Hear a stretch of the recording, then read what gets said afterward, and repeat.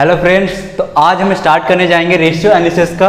अभी तक जितना भी वीडियो बनाए थे आप लोग देखे हैं, उसमें सारा में सिर्फ फॉर्मूला दिया गया था और एक बीच में एक बेसिक सम्स करवाए थे, बट उसका उतना वैल्यू नहीं था। बट ये सम्स का वैल्यू रहेगा क्योंकि ऑलरेडी ऑनर्स पेपर में पूछा जा चुका है, तो ऑलरेडी 2 बार पूछा जा चुका है जो सम्स करवाएंगे अभी हम। और ये सम्स आपका पूरा 15 मार्क्स का रहेगा। तो सबसे पहले हम स्टार्ट करने जा रहे हैं क्वेश्चन, और क्वेश्चन आपका स्क्रीन पे है। देखिए यहाँ पे जो क्वेश्चन आपको गिवन है, बोल रहा from the following information of mister Talpatra prepare a trading account, profit and loss account and the year of ending balance sheet. यानी कि हमको यहाँ पे ट्रेडिंग अकाउंट बनाना है, बैलेंस शीट भी बनाना है और पीएल अकाउंट भी बनाना है, मतलब हमको तीनों चीज बनाना है। लेकिन एक रेशियो के सहारे हमको क्या बनाने बोला, ट्रेडिंग, प्रॉफिट एंड लॉस और बैलेंस शीट। तो ये कैसे बनाएंगे, पहले हम लोग सारा जितना भी रेशियो को वर्किंग नोट की तरह सब निकाल लेंगे, फिर ट्रेडिंग और बैलेंस शीट बनाना स्टार्ट करेंगे। तो इसमें सबसे पहले दिया ग्रॉस प्रॉफिट रेशियो, क्या परसेंटेज दे रहा है 33, 1/3%। इसको हम लोग नॉर्मल 1/3% भी बोल सकते हैं। Net profit 25% of turnover, turnover का मतलब ही सेल्स होता है। स्टॉक टर्नओवर रेशियो का दिया 10 times. Current liability bye external liability दिया 1/4। Fixed assets by closing stock दिया 5/4। Closing capital by external liability दिया 1/2 times. Fixed assets bye current asset दिया 5/7। और फिक्स्ड एसेट्स का हम लोग का अमाउंट बता दिया है 40 लाख्स। यहाँ पे एक ही इन्फॉर्मेशन हम लोग के पास गिवन है जो कि फिक्स्ड एसेट्स, उसके बाद सिवाय कुछ भी नहीं है, सब हमको कैलकुलेट करना होगा। उसके बाद दिया closing stock is 4,50,000 which is 10% more than opening stock. इसका मतलब क्या हुआ, यही एक चीज है समझने के लिए। बोल रहा है कि क्लोजिंग स्टॉक 4,40,000 है और यहाँ which is 10% more than opening stock, यानी ओपनिंग स्टॉक से 10% ज्यादा है जो कि 4,40,000 है। यानी कि ओपनिंग स्टॉक कितना होगा यहाँ पे हमको निकालना पड़ेगा। तो ओपनिंग कितना होगा, जैसे कि 4,40,000, हम इसको सम्स करवाने का टाइम आपको अच्छे से दिखाएंगे। तो हम स्टार्ट करने जा रहे हैं सम्स बनाना। देखिए सबसे पहले क्या है, ग्रॉस प्रॉफिट रेशियो, इसको हम लोग शॉर्ट में जीपी रेशियो भी बोल सकते हैं। इसका फॉर्मूला क्या था, अगर आप लोग नहीं देखे हैं तो वीडियो में हम बार बार बोल रहे हैं, पीछे का वीडियो जाके देखिए। और आप लोग अगर नहीं देखे तो हम आपको डिस्क्रिप्शन में लिंक दे देंगे, वहां से आप लोग देख लीजिएगा। बिना फॉर्मूला देखे सम्स नहीं होगा। इसका फॉर्मूला क्या था, ग्रॉस प्रॉफिट, हम सब शॉर्ट में फॉर्मूला यहाँ पे यूज कर रहे हैं, एग्जाम में शॉर्ट में नहीं यूज करिएगा। GP by sales into 100। अब यहाँ पे मेरे को ना ही जीपी पता है ना ही सेल्स पता है, तो हम इसको ना कुछ स्किप करेंगे, आगे वाला पार्ट को देखेंगे। नेट प्रॉफिट निकालना है, उसको भी अगर हमको सबसे पहले यहाँ पे इन्फॉर्मेशन चाहिए। अगर इन्फॉर्मेशन नहीं पता चल रहा, दोनों ही नहीं पता चल रहा, तो हम लोग निकाल नहीं सकते। तो इसीलिए हम कंटिन्यू करते रहेंगे, मतलब हम लोग को रुकना नहीं है, रास्ता में चलते जाना है। जहाँ पे हमको कुछ भी सहारा मिलेगा फिर यहाँ पे आएंगे। तो ये हमको जीपी रेशियो का कोई मतलब सहारा मिल नहीं रहा, तो इसको पहले नंबर 1 देके इसको स्किप करते हैं। अभी थोड़ा गैप देके नंबर 2 पे आते हैं। नंबर 2 में क्या है, नेट प्रॉफिट रेशियो, इसको हम लोग नेट प्रॉफिट रेशियो बोल रहे हैं, शॉर्ट में लिख रहे हैं एनपी रेशियो। इसका भी फॉर्मूला क्या था, एनपी बाई सेल्स यानी net profit by sales into 100। और यहाँ पे भी मेरे को ना एनपी दिया हुआ है ना ही सेल्स दिया हुआ, तो यहाँ पे हमको स्किप करना पड़ेगा। अभी हम आते हैं इसके बाद क्या बोल रहा है, स्टॉक टर्नओवर रेशियो। अब स्टॉक टर्नओवर रेशियो तो इजी ही है, वहां से आप लोग निकाल सकते हैं। सबसे पहले नंबर 3 में आते हैं, क्या बोल रहा है, stock turnover ratio. Stock turnover ratio, इसका फॉर्मूला क्या है, COGS बाय एवरेज स्टॉक, यानी cost of goods sold divided by average stock. और एवरेज स्टॉक कैसे निकलता है, ये भी आपको पहले का वीडियो में बताया गया है, opening stock plus closing stock divided by 2। तो यहाँ पे हम देखिए सबसे पहले क्या मेरे पास COGS गिवन है, नहीं COGS गिवन नहीं, लेकिन क्या हम लोग एवरेज स्टॉक निकाल सकते हैं। तो हाँ, वहां पे बताया गया है क्लोजिंग स्टॉक आपका 4,40,000 का है, जो कि ओपनिंग स्टॉक मोर देन, मतलब कि हमको सबसे पहले एवरेज स्टॉक का नोट्स में पहले दिखाना पड़ेगा। नोट्स में हमको एवरेज स्टॉक कैलकुलेट करना पड़ेगा। एवरेज स्टॉक कैलकुलेट करनी, देखिए हमारे पास क्लोजिंग तो पता है 4,40,000, बट ओपनिंग नहीं पता। बोलता है मोर देन, मतलब 10% मोर देन ओपनिंग स्टॉक। तो ओपनिंग स्टॉक कितना होगा, तो सबसे पहले हम ना ओपनिंग स्टॉक ही निकाल लेते हैं। यानी कि मेरे पास जो अमाउंट है 4,40,000, ये क्लोजिंग अमाउंट है। और क्या बोला, 10% मोर देन, यानी कि जो 4,40,000 जो क्लोजिंग है, ये 110 यानी 110% के बराबर है। तो मेरे को 100% के बराबर जो अमाउंट आएगा वही मेरा हो जाएगा ओपनिंग स्टॉक। तो इसको जब कैलकुलेट करेंगे तो मेरा आएगा 4 लाख, यानी कि ओपनिंग स्टॉक है मेरा 4 लाख। तो ये यहाँ पे हम लोग निकाल सकते हैं, ओपनिंग प्लस क्लोजिंग डिवाइडेड 2 होता है। तो ओपनिंग मेरा कितना आ गया, 4 लाख। और क्लोजिंग मेरा पहले से क्वेश्चन में ही गिवन है 4,40,000 डिवाइडेड बाई 2। इसको जब सॉल्व करेंगे तो कितना आ जाएगा 4,20,000, जो कि मेरा एवरेज स्टॉक पता चल गया। यहाँ से मेरे को स्टॉक टर्नओवर रेशियो का हम लोग को 10 टाइम्स दे दिया था, 10 टाइम्स। COGS तो हम लोग को पता नहीं है, यही निकालना। और एवरेज स्टॉक मेरा आ गया कितना 4,20,000, 4,20,000। तो यहाँ से हम लोग कैलकुलेट करेंगे तो COGS इक्वल टू कितना हो जाएगा, यानी कॉस्ट ऑफ गुड्स सोल्ड कितना आ जाए 4,20,000 इंटू 10 हो जाएगा तो कितना 42 लाख। अच्छा यहाँ पे मेरे को COGS मिल गया है, तो हम अब ना इसको ना बैक यहाँ पे हम लेके आ सकते हैं, क्योंकि हमको सेल्स का फॉर्मूला क्या होता है, मतलब जो सेल्स निकलता है कैसे निकलता है, मतलब आपका नहीं जीपी, पहले जीपी निकाल लेते हैं, sales minus COGS equal to GP आएगा। ठीक है, हम लोग सबसे पहले इसको ही निकाल लेते हैं। जीपी कैसे निकलेगा, सेल्स माइनस COGS। तो जीपी का भी यहाँ पे हम लोग परसेंटेज दिया 33, 1/3, इसको हम लोग नॉर्मल 1/3 भी बोल सकते हैं, इक्वल टू जीपी कैसे निकलता है हम लोग को, sales minus COGS by sales. और सेल्स भी हम लोग को पता नहीं, सेल्स को हम लोग फिलहाल x पकड़ते हैं। तो अगर हम लोग इसको 1/3, इसको अगर हम x पकड़ते हैं और मेरा COGS कितना है 42 लाख। इसमें क्या है कि आपको दिमाग थोड़ा लगाना पड़ेगा, क्योंकि इसमें कोई भी चीज़ साफ साफ गिवन नहीं होता है। हम लोग को आगे बढ़ते जाएंगे वैसे वैसे हम लोग को इन्फॉर्मेशन मिलते जाता है, वहाँ से हम लोग फिर पीछे आते हैं। तो यहाँ पे सेल्स हम लोग को पता नहीं, सेल्स को x पकड़े है इंटू, अच्छा यहाँ पे इंटू 100 नहीं भी करेंगे तो चलेगा, क्योंकि हमको यहाँ पे ग्रॉस प्रॉफिट रेशियो नहीं पूछा, हमको यहाँ पे जीपी या सेल्स का वैल्यू पता करना होगा। तो नहीं भी लिखेंगे चलेगा, तो इसको हम लोग नहीं लिख रहे हैं, यहाँ पे भी नहीं लिखेंगे। अच्छा अब यहाँ पे हम क्रॉस मल्टीप्लाई तो करने आता ही, हम लोग बहुत बचपन से ही सीखते आ रहे हैं, यानी कुछ ऐसा क्रॉस मल्टीप्लाई चलेगा। तो x का यहाँ पे x इंटू 1 x हो गया, इधर जब इंटू करेंगे तो 3x minus 3 into 42 lakhs, 42 lakhs into 3 कितना आ रहा है 1,26 लाख, 1,26 लाख इतना आ गया। अब इसको हम सॉल्व करेंगे तो यहाँ पे जो x 3x इधर है, मतलब इसको हम लोग 2x लिख सकते हैं, इक्वल टू कितना हो जाएगा, यहाँ पे माइनस हम नहीं दे रहे क्योंकि ये भी जब इधर गया तो माइनस हुआ, तो माइनस माइनस कट गया है, 1,26 लाख। तो x का वैल्यू मेरा कितना आ जाएगा 1,26 लाख डिवाइडेड बाई 2, यानी कि जो x का मेरा जो वैल्यू आएगा, x इक्वल टू कितना आ जाएगा 1,26 लाख डिवाइडेड बाई 2, तो मेरा 63 लाख, यानी कि मेरा, और x हम लोग किसको कंसीडर किए थे, सेल्स को, यानी कि सेल्स का मेरा बैलेंस कितना आ गया, सेल्स इक्वल टू कितना आ गया 63 लाख। तो मेरे को सेल्स मिल गया है, तो क्या हम लोग नेट प्रॉफिट निकाल सकते हैं, कंफर्म निकाल सकते हैं। तो और नेट प्रॉफिट का मेरे पास ऑलरेडी यहाँ पे क्या दिया 25% ऑफ टर्नओवर। क्या हम लोग 25% को हम लोग 1/4 लिख सकते हैं क्या, यस, जैसे कि हम दिखा रहे हैं, अगर 25% बोला, परसेंट के लिए हम लोग 100 रखते हैं, तो इसको जब कट करते हैं तो ये 4 आएगा, ये 1 आएगा, इसलिए हम लोग 1/4 भी इसको लिख सकते हैं। ठीक है, तो 1/4 क्या नेट प्रॉफिट पता है, नहीं, नेट प्रॉफिट हमको खुद निकालना पड़ेगा। और सेल्स मेरा कितना आ गया x, यही हमारा कितना, ये हमारा सेल्स का वैल्यू आया है। x हम लोग किसको पकड़े थे, सेल्स को पकड़े थे, तो सेल्स का वैल्यू 63 लाख है। तो हम लोग अगर 63 लाख पुट करेंगे, यहाँ से हम लोग नेट प्रॉफिट निकाल लेंगे। इसको भी सेम क्रॉस मल्टीप्लाई करना है हमको, यानी कि NP 4 NP हो रहा है इधर, इक्वल टू 63 लाख। जब NP निकालेंगे यानी नेट प्रॉफिट निकालेंगे तो कितना आ जाएगा 63 लाख को 4 से डिवाइड मार देंगे। क्यों डिवाइड मार रहे हैं, क्योंकि यहाँ पे इनटू में था, तो जब इक्वल टू इधर आएगा तो डिवाइड जाता है, डिवाइडेड बाई 4, तो आ रहा है 15,75,000, यानी कि मेरा नेट प्रॉफिट कितना का आ गया 15,75,000। ठीक है, ये मेरा आ गया नेट प्रॉफिट।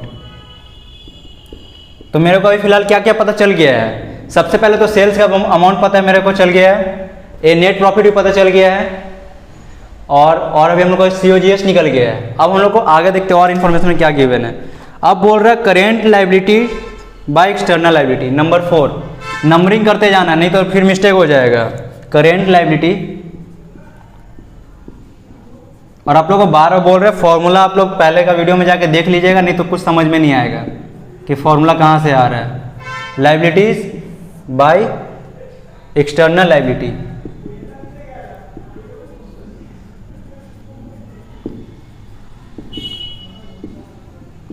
एक्सटर्नल लायबिलिटी, इन लोगों का क्या बोल रहा है 1/4, यानी कि 1/4। अच्छा मेरे को क्या करेंट लायबिलिटी एक्सटर्नल लायबिलिटी ऐसा कुछ क्वेश्चन में गिवन है? यहाँ पे कुछ भी वैसा कुछ गिवन तो है नहीं, तो इसको फिलहाल यहीं पे रोकते हैं, आगे बढ़ते हैं। उसके बाद नंबर 5, यहाँ पे नंबरिंग करके छोड़ते हैं, आगे बढ़ते हैं। पहले नंबर 5 में क्या बोल रहा है? Fixed assets by closing capital. हाँ वही है, fixed assets by closing capital.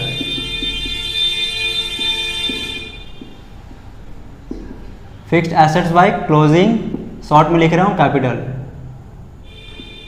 और मेरे को फिक्स्ड एसेट्स ऑलरेडी गिवन है। इसका क्या दिया है, रेशियो क्या दिया रहा है इन लोगों का? Fixed assets 5/4, 5/4।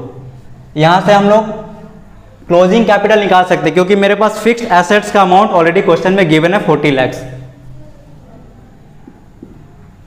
40 lakh divided by closing capital तो हमको निकालना ही है, तो इसको जैसे का तैसे ही लिख रहे हैं, इक्वल टू 5/4। इसको फिर से यहाँ पे क्रॉस मल्टीप्लाई करेंगे तो यहाँ पे 5 क्लोजिंग स्टॉक हो जाएगा, क्लोजिंग कैपिटल स्टॉक नहीं, यहाँ से कैपिटल निकाल रहे हैं हम लोग, इक्वल टू इसको हम लोग इनटू कर लेंगे तो कितना हो जाएगा 1,60,00,000। अब यहाँ से हम लोग क्लोजिंग कैपिटल आराम से निकल सकते हैं, इसको डिवाइड कर लेंगे क्योंकि इनटू में है 5 तो यहाँ पे डिवाइड में आ जाएगा, डिवाइडेड बाई 5, तो मेरा जो आएगा वही मेरा क्लोजिंग कैपिटल हो जाएगा। क्लोजिंग कैपिटल इक्वल टू कितना हो रहा है 1,60,00,000 डिवाइडेड बाई 5, यानी कि 32 लाख। 32 लाख। अभी भी मेरे को ये निकालने के लिए कोई इन्फॉर्मेशन नहीं मिला है, कैपिटल मिला है हमको यहाँ पे, करेंट लायबिलिटी एक्सटर्नल लायबिलिटी यहाँ पे अभी कोई मिला नहीं है, तो आगे बढ़ते हैं। अभी नंबर 6 क्या बोल रहा है? फिक्स्ड नहीं, उसके बाद है closing capital by external liability. Closing capital by external liabilities, यहाँ से हम लोग को मिल सकता है क्योंकि यहाँ पे कैपिटल का बात हो रहा है, तो यहाँ पे हम लोग को मिल जाएगा कंफर्म, यहाँ से मिलेगा। क्या यहाँ पे क्या बोल रहा है 1/2। अब यहाँ पे क्या क्लोजिंग कैपिटल मेरे को पता है, क्वेश्चन में तो कहीं पे गिवन नहीं था, बट हम लोग जब सॉल्व कर रहे तो यहाँ से क्लोजिंग कैपिटल हम लोग को निकाला है, कितना निकला था हम लोग का 32 लाख। मतलब कि हम लोग को यहाँ पे बिना किसी का एक दूसरे का सहारा दिए बिना यहाँ पे सम्स नहीं बनेगा, मतलब ये इसको सहारा कर रहे हैं, इसको दे रहा है, फिर वैसे मतलब यहाँ पे घूमते रहेगा आपस में, ये लोग हेर फेर करते रहेगा। 32 लाख। आप सोचेंगे अकेले पर्वत पे चढ़ ले तो नहीं होगा, यहाँ पे चढ़ने के लिए कोई साथी होना चाहिए, नहीं तो नहीं चढ़ पाइएगा, समझे ना। अच्छा अब यहाँ से मेरे को क्या निकलेगा, सबसे पहले एक्सटर्नल लायबिलिटी निकालते हैं, इनटू कर रहे हैं तो एक्सटर्नल लायबिलिटी तो वही रह गया, हम शॉर्ट में एक्सटर्नल लायबिलिटी लिख देते हैं। एग्जाम में शॉर्ट में नहीं लिखना है, वरना मार्क्स भी सीधे शॉर्ट करके ही देता है ऐसे ही। तो इसको इनटू करें कितना हो जाए 64 लाख। अभी जितना खेला करना कर लीजिए, सीयू का एग्जाम जब लेगा, एग्जाम में खेला नहीं करना, वहां पे पूरा फुल फॉर्म में लिखना पड़ेगा, नहीं तो सीयू ना अच्छा से मार्क्स काटता है, एकदम पूरा जबरदस्त तरीके से मार्क्स काटना आता है सीयू को। यानी कि मेरा एक्सटर्नल लायबिलिटी कितना का आ गया 64 लाख। तो क्या यहाँ से अगर हम 64 लाख को यहाँ से इसका हेल्प लेके हम क्या यहाँ पे ला सकते हैं, यहाँ पे भी एक्सटर्नल लायबिलिटी था, तो अब ये सॉल्व कर सकते हैं हम लोग। तो करेंट लायबिलिटी तो मेरा इसको हम लोग CL डॉट शॉर्ट में लिख सकते हैं, एक्सटर्नल लायबिलिटी कितना आ गया मेरा 64 लाख का। मतलब देख रहे एक दूसरा से सब लिंक है, अगर इस हम लोग सम्स बनाना है तो हमको एक दूसरे पर निर्भर होना होगा, अकेले सोचेंगे कुछ कर ले तो नहीं होगा। 1/4 इसको जब कैलकुलेट करेंगे तो करेंट लायबिलिटी मतलब 4 current liability equal to 64 lakh, और यहाँ पे जब करेंट लायबिलिटी निकालेंगे तो कितना हो जाएगा 64 को 4 से डिवाइड कर देंगे तो मेरा करेंट लायबिलिटी आ जाएगा 64 लाख डिवाइडेड बाई 4, तो मेरा जो करेंट लायबिलिटी आ रहा है वो हो जाएगा मेरा 16 लाख का। यानी कि मेरे पास ऑन एन एवरेज मोटा मोटी सारा इन्फॉर्मेशन मिल चुका है, जो कि एक बैलेंस शीट में बनाने का काम आएगा। उसके बाद एक अभी और बाकी है, fixed assets bye current assets. Number 7 fixed, ये सब कोई फॉर्मूला पे पुट नहीं कर रहे, यहाँ पे ऑलरेडी लोग बता दिया कि क्या डिवाइड में रखना है और क्या हम लोग को सम्स में बनाना है, तो इसलिए हम लोग को यहाँ पे फॉर्मूला उतना लग नहीं रहा है, क्योंकि ऑलरेडी यहाँ पे सब कुछ बता दे रहा है कैसे लिखना है। करेंट एसेट्स इन लोगों का क्या बोल रहे हैं 5/7। यहाँ पे करेंट एसेट्स तो मेरे को नहीं पता, बट फिक्स एसेट्स पता है, तो हम यहाँ से करेंट एसेट्स भी निकाल सकते हैं। तो यहाँ पे फिक्स एसेट्स कितना पता है मेरे को, 40 लाख बोल दिया था, क्वेश्चन में गिवन था। और जब हम सम्स को पढ़े तो अच्छे से पढ़ के पहले एकदम पूरा एकदम एक एक करके बनाना होगा, नहीं तो सम्स बनेगा नहीं। शॉर्ट में हम लोग CA लिख सकते हैं करेंट एसेट्स को इक्वल टू 5/7। इसको भी अब क्रॉस मल्टीप्लाई मारेंगे, 5CA इक्वल टू 40 लाख को 7 से इंटू मारते हैं, 40 लाख इंटू 7 तो आ रहा 280000 यानी कि 2,80,00,000। ठीक है, अब इसको हम लोग सॉल्व करेंगे, CA इक्वल टू यानी कि 2,80,00,000 को हम लोग 5 से डिवाइड कर देंगे तो मेरा करेंट एसेट्स का वैल्यू पता चल जाएगा, डिवाइडेड बाई 5। तो 56 लाख मेरा करेंट एसेट्स है, 56 लाख। इसको का आपको सारा कुछ निकाल दिया। अब उसके बाद हमको बोला क्या था, ट्रेडिंग और PL बनाने और बैलेंस शीट बनाने। हम आपको पहले फॉर्मेट दिखा दे रहे, ट्रेडिंग PL का पार्टिकुलर्स रुपीज, यानी डेबिट साइड क्रेडिट साइड, यानी ये हो गया मेरा डेबिट साइड और ये हो गया मेरा क्रेडिट साइड। ठीक है, बैलेंस शीट का हम आपको बाद में बताते हैं, पहले इस पे आते हैं। इसमें बोल रहा है कि 2 ओपनिंग स्टॉक, और हम यहाँ पे मेरे को ओपनिंग स्टॉक कितना आया था 4 लाख। जब हम पूरा सॉल्व कर रहे थे, जो 10% बोल रहा था वहां पे 4 लगाया था। बाई सेल्स, क्रेडिट साइड में क्या आता है, बाई सेल्स। सेल्स कितना का होगा तो याद है, सेल्स हमको तो पूरा कॉपी का सहारा लेना पड़ेगा क्योंकि मेरे पास वहां पे रेशियो का सारा मिटा दिया तो मेरे को दिख नहीं रहा, तो इसलिए हम कॉपी का हेल्प ले रहे हैं। मेरे पास 63 लाख का सेल आया था।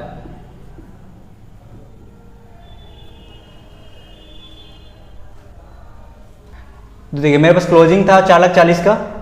मेरे पास ग्रॉस प्रॉफिट CD, हम लोग परचेस यहाँ नहीं कर सकते क्योंकि परचेस हमको पूरा सम्स बनाने टाइम परचेस कहीं नहीं मिला था, बट ग्रॉस प्रॉफिट भी नहीं मिला था, बट हम ग्रॉस प्रॉफिट निकाल सकते हैं। जब हम फॉर्मूला बताए थे उस टाइम बताया था आपको, ग्रॉस प्रॉफिट निकालने का फॉर्मूला क्या था, सेल्स माइनस COGS। तो मेरे पास क्वेश्चन में सेल्स भी मिल गया था सॉल्व करने का टाइम, और COGS भी मिल गया था। सेल्स का बैलेंस कितना 63 लाख, और मेरे पास COGS का भी बैलेंस आ गया था। COGS का बैलेंस आया था 42 लाख, यानी कि कॉस्ट ऑफ गुड्स सोल्ड। इसको हम लोग कैलकुलेट करके निकालते तो आता है मेरे पास GP। तो GP का बैलेंस कितना आ रहा है, मेरा आ रहा है 21 लाख का, 21 लाख आ गया। अब देखिए, अब मेरे को दोनों तरफ जब टोटल करेंगे, क्योंकि मेरे पास यहाँ पे जो परचेस आएगा वो बैलेंस फिगर में आएगा, तो बैलेंस फिगर निकालने के लिए सबसे पहले हमको टोटल करना होता है। और यहाँ पे क्रेडिट साइड में ज्यादा हो रहा है और डेबिट साइड में कम आ रहा है। यहाँ पे जब ऐड कर रहे हैं हम लोग दोनों अमाउंट को, तो यहाँ पे आ रहा है 67,40,000, 67,40,000। ये तो हम लोग क्लास 11-12 से करते आ रहे हैं, तो उतना ये हार्ड है नहीं। उसमें से अब ये दोनों अमाउंट को माइनस कर देंगे, तो यहाँ पे एक बैलेंस अमाउंट आएगा, उसी को बोलेंगे परचेस। कितना का आ रहा है,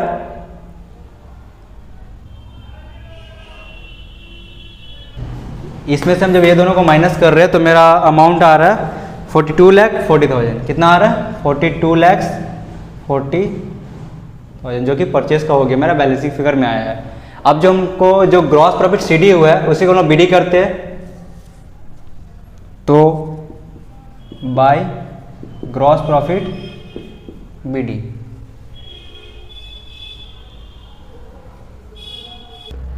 ग्रॉस प्रॉफिट जो यहाँ पे कैरी डाउन हुआ था इसको ब्रॉडन किया हम लोग पहले 21 लाख। फिर नेट प्रॉफिट मेरे को गिवन था, यहाँ से एक्सपेंसेस का मेरे को पता चल जाएगा कि कितना का एक्सपेंसेस हुआ। तो यहाँ पे ये तो गिवन था, तो अब क्या करेंगे, 21 लाख में से 15,25,000 को माइनस करेंगे, जो अमाउंट आएगा मेरा वही क्या हो जाएगा, एक्सपेंसेस बोल के, टू एक्सपेंसेस अकाउंट, जो कि बैलेंसिंग फिगर में मेरा बैलेंस आ रहा है। क्योंकि यहाँ पे एक्सपेंसेस का नाम नहीं दे सकते, मेंशन नहीं कर सकते, सैलरी वेजेस मतलब सैलरी ये सब आ नहीं सकते। यहाँ पे नॉर्मल एक एक्सपेंस का नाम बोल के एक्सपेंस दिखा देंगे। कितना आ रहा है, 5,25,000, 5,25,000। तो ये मेरा पूरा ट्रेडिंग और PL दोनों बन गया। ट्रेडिंग इस पार्ट को बोलते हैं, यहाँ तक का पार्ट को, और जब ग्रॉस प्रॉफिट को फिर से ये करते हैं तो ये वाला पार्ट को हम लोग बोलते हैं प्रॉफिट एंड लॉस अकाउंट। तो मेरा ट्रेडिंग और PL बन गया। अब आते हैं बैलेंस शीट में। बैलेंस शीट का पूरा फॉर्मेट तो आप इतना बार देख चुके हैं कि आपको फॉर्मेट और रट्टा मारने या दिखाने आपको ऑलरेडी याद हो गया होगा। सबसे पहले equity liability, share holder fund में share capital, reserve surplus. Number 2 non current liability, long term debenture, यहाँ पे लॉन्ग टर्म लोन भी आ सकता है, बट उतना कुछ आएगा नहीं क्योंकि हम लोग को रेशियो जो निकाले उसके बेसिक पे हमको पूरा बैलेंस शीट बनाना है, तो उतना कुछ यहाँ पे रहेगा नहीं, छोटा छोटा करना है। करेंट लायबिलिटी में फिर assets, non current assets, current assets. तो सबसे पहले शेयर होल्डर फंड में क्या आता है, शेयर कैपिटल। तो क्या मेरे पास शेयर कैपिटल कहीं पे था तो हम लोग शेयर कैपिटल ऑलरेडी निकाले थे कितना 32 लाख का, तो ये कहाँ जाएगा, इस कॉलम में आएगा 32 लाख। ठीक है, उसके बाद है रिजर्व एंड सरप्लस, तो रिजर्व और सरप्लस मेरा कुछ था नहीं तो नील। उसके बाद है नॉन करेंट एसेट्स में लॉन्ग टर्म डिवेंचर। अब ये लॉन्ग टर्म डिवेंचर कैसे निकालेंगे, तो हम लोग के पास एक एक्सटर्नल लायबिलिटी आया था, लायबिलिटी मतलब ये पूरा पार्ट मिला के, नॉन करेंट और करेंट लायबिलिटी मिला के हम लोग को बोलते हैं एक्सटर्नल लायबिलिटी। तो मेरे पास एक्सटर्नल लायबिलिटी आया था 64 लाख का, और उसमें से करेंट लायबिलिटी मेरा जो था वो 16 लाख का था, मतलब करेंट लायबिलिटी मेरा जो अदर करेंट लायबिलिटी लिखा हुआ ये मेरा था 16 लाख का। अगर मेरा टोटल लायबिलिटी 64 लाख का है, उसमें से करेंट लायबिलिटी यदि मेरा 16 लाख का है, तो बाकी बैलेंस जो अमाउंट होगा वो तुम्हारा आपका नॉन करेंट लायबिलिटी हो जाएगा। तो यहाँ पे हम क्या करें, 64 लाख जो टोटल मेरा आया था एक्सटर्नल लायबिलिटी बोल के जब सम सॉल्व कर रहे थे, उसमें से जो करेंट लायबिलिटी मेरा 16 लाख का आया था उसको यहाँ से हम माइनस कर दे तो मेरा बैलेंस जो अमाउंट आएगा वही मेरा हो जाएगा नॉन करेंट लायबिलिटी, कितना 48 लाख। ठीक है, अच्छा अब यहाँ पे तो कुछ और है नहीं तो इसको ऐड करेंगे, ऐड लास्ट में करेंगे, पहले एसेट साइड को भी पहले देख लेते हैं। नॉन करेंट एसेट्स क्या मेरे को गिवन था, नॉन करेंट एसेट्स को हम लोग फिक्स्ड एसेट्स बोलते हैं। कितना का था मेरे पास 40 लाख, जो कि ऑलरेडी क्वेश्चन में ही दे दिया था हम लोग को 40 लाख। उसके बाद करेंट एसेट्स में हम यहाँ पे इन्वेंट्री और अदर करेंट एसेट्स क्यों लिखा है, क्योंकि हमारे पास करेंट एसेट्स तो आया था लेकिन यहाँ पे करेंट एसेट्स आ गया था, लेकिन हम लोग के पास इन्वेंट्री का बैलेंस ऑलरेडी मेरे पास गिवन था। कैसे, क्योंकि हम लोग जो 4,40,000 जो आपको दिखाया गया था क्वेश्चन में वही इन्वेंट्री को हम लोग क्लोजिंग स्टॉक ही बोलते हैं। तो यानी कि मेरे पास जो करेंट एसेट्स आया था, यानी करेंट एसेट्स आया था 56 लाख का, उसमें जो 4,40,000 था इन्वेंट्री का है, यानी कि 4,40,000 जो है मेरा क्लोजिंग स्टॉक का बैलेंस था। और जब करेंट एसेट्स जो मेरा 56 लाख का टोटल आया था, 56 लाख का, अगर उसमें से हम इन्वेंट्री का बैलेंस अगर हटा दे तो अदर करेंट एसेट्स उसका बन जाएगा। तो यहाँ से हम 4,40,000 को माइनस कर देते हैं तो मेरा अमाउंट जो आता है 51,60,000, यानी कि मेरा अदर करेंट एसेट्स हो जा रहा है 51,60,000। तो यहाँ पे और कुछ अब फिलअप करना नहीं है। यहाँ पे एक डेटर भी आता है बट डेटर नहीं निकाल पा रहे क्योंकि मेरे पास यहाँ पे कैश एंड कैश इक्विवेलेंट का भी अमाउंट नहीं दिया हुआ था, इसलिए। तो ये दोनों को ऐड करते हैं। अब यहाँ पे ऐड करेंगे तो इसका भी एक टोटल आ जाएगा। सबसे पहले अब इस तीनों को ऐड करेंगे, यहाँ पे भी तीनों को ही ऐड करना है। तो जब ऐड करते हैं तो इसका हो रहा है 96 लाख, 96 लाख। और ये टैली करना चाहिए, अगर टैली नहीं कर रहा है मतलब कुछ तो डाउट है, मतलब कुछ तो डाउट क्या पूरा झोल है, मतलब मिल नहीं रहा क्यों, क्योंकि बैलेंस से टैली करना मतलब कॉमर्स स्टूडेंट के लिए सबसे बढ़िया। जितना खुशी उसको गर्लफ्रेंड से बात करके नहीं मिलता उतना खुशी उसको जब बैलेंस से टैली करता है तो खुशी मिलता है। 96 लाख। तो अभी हम आपको ट्रेडिंग पीएल भी बना के दिखा दिए, बैलेंस शीट भी दिखा दिए और मेरा टैली भी कर गया है, तो मेरे को बहुत ज़्यादा खुशी हो रहा है कि टैली भी कर गया है। और एक बात और कि ये सम्स ऑलरेडी 2022 में ही पूछा गया था, 2021 में भी पूछा गया था और 22 में भी पूछा गया। मतलब समझ रहे आप, ये question same copy paste question 2 बार रिपीट किया था, यानी 22 में भी और 21 में भी, दोनों ऑनर्स का पेपर में। समझ रहे आप, ऑनर्स पेपर, यानी कि ऑनर्स पेपर में यही सम्स, मतलब ये थोड़ा हाई लेवल का सम्स हो गया और ऐसा ही सम्स एग्जाम में ऑनर्स के लिए आता है। जनरल के लिए तो जब एक फर्स्ट क्लास करवाए थे आपको वही वाला जनरल के लिए, ऑनर्स के लिए यही पूरा पेपर रहेगा।